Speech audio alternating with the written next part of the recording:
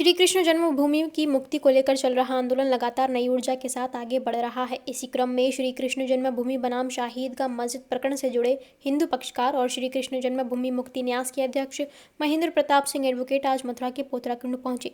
इस अवसर पर उनके साथ वृंदावन के संत श्यामानंद जी महाराज भी उपस्थित रहे। दोनों ने भगवान श्री कृष्ण की लीला स्थली पोतराकुंड में विधिवत दर्शन किए। फिर इसके बाद ये कुंड ऐसा ही था छोटा सा, फिर इसको 1851 में राजा सिंधिया ने बनवाया था।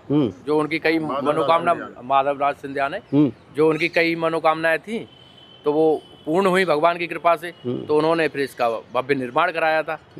अब ये गवर्नमेंट ने इसमें फाउंटेन लगा दिया है, लाइट लगा। क्या नाम है आपका? मोहित शर्मा। देखिए मोहित शर्मा जी मेरे साथ है। मैं एक बड़ी महत्वपूर्ण बात मोहित शर्मा जी आपको भी बता देता हूँ, आप सबको बता देता हूँ कि यहाँ से एक सीधी नाली, वहाँ जो कुआं बना हुआ है, ठीक है ना, जो शाहीदगाह मस्जिद की सीढ़ियों पर जो कुआं बना हुआ है, जो असली गर्भगृह है, उस कुएं का पानी इसे सप्त सामुद्रिक कूप भी कहते हैं। उसमें 7 समुद्रों का जल जो होता है वो सीढ़ियों पर बना हुआ है। उसका जल और ये दोनों यहाँ से नीचे से मिले हुए, स्रोत मिले हुए हैं। यहाँ से नहीं, नाली मिली हुई है। नाली जाती है और उस कुएं का पानी यहाँ आता है और यहाँ का पानी की आवश्यकता होती है तो वहाँ जाता है। ये बाकायदा इसके नीचे से नाली बनी हुई है, ये इसकी महत्वपूर्ण बात है। और वो जो सप्त सामुद्रिक कूप है जिसका कई पुस्तकों में वर्णन आया है, वो सीढ़ियाँ हैं जो शाही ईदगाह मस्जिद की उस पर बना हुआ है। उसकी भी हमने न्यायालय से अनुरोध किया था कि हमें पूजा का अनुमति दी जाए।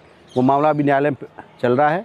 तो इस पोतराकुंड की सबसे महत्वपूर्ण बात यह है कि ये भगवान कृष्ण की लीलाओं से जुड़ा है। भगवान कृष्ण की लीलाएं यहाँ से शुरू होती हैं जन्मभूमि परिसर से, और यहाँ पर उनके वस्त्र धोए गए थे जैसा मैं बता रहा था। और ये जल अति पवित्र पावन जल है और ये सप्त सामुद्रिक कूप से इसका मिलन होता है इस जल का।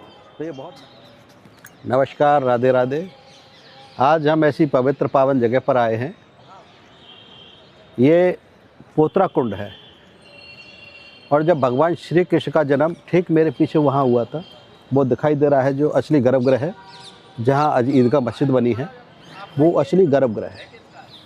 उस असली गर्भगृह में ही भगवान का जन्म हुआ था। आताताइयों के द्वारा इसे तोड़ करके मस्जिद बना दिया गया। आप मेरे पीछे देख सकते हैं वो हमारी लड़ाई उसी मंदिर को लेकर के है और हमारा ये कहना है कि वो भगवान का मंदिर है, असली गर्भगृह है, 2.5 एकड़ बना है, वो हमको मिलना चाहिए। उसी की लड़ाई हम न्यायालय में लड़ रहे हैं और जन आंदोलन के द्वारा जन जन तक जा रहे हैं, घर घर तक जा रहे हैं। ये विषय मैं पहले अभी आपके सामने रख चुका हूँ। लेकिन आज हम ऐसी पवित्र जगह पर आए हैं, ये है पोतराकुंड।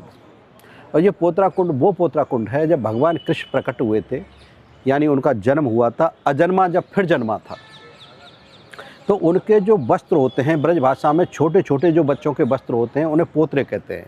वो पोतरे यहाँ पर धोए गए थे, ये इसीलिए ये पोतराकुंड इसका नाम पड़ा। इसका बहुत बड़ा वर्णन एफ.एस. ग्राउस की पुस्तकों में मिलता है, मथुरा के इतिहास में मिलता है, ये बहुत सारी पुस्तकों में इसका वर्णन है। ये अद्भुत, अकल्पनीय और पौराणिक दृष्टि से महत्वपूर्ण स्थान है।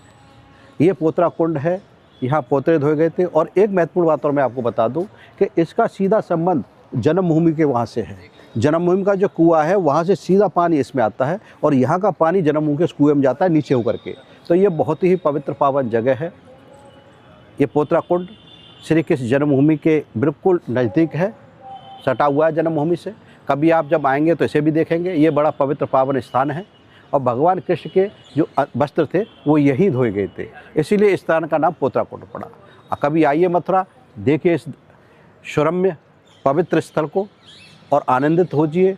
और गोविंद की लीलाओं का जो शुरुआत है वो यहाँ से शुरुआत होती है। भगवान ने जन्म वहाँ लिया था उस स्थान पर। मैं एक बार फिर बता रहा हूँ आपको, वहाँ वो दिखाई दे रहा है मेरे उंगली के ठीक सामने, जैसे शाही ईदगाह मस्जिद कह रहे हैं वो शाही ईदगाह मस्जिद मैं उसे नहीं मानता, मैं मंदिर मानता हूँ भगवान का। और वहाँ से वस्त्र यहाँ धोए गए थे।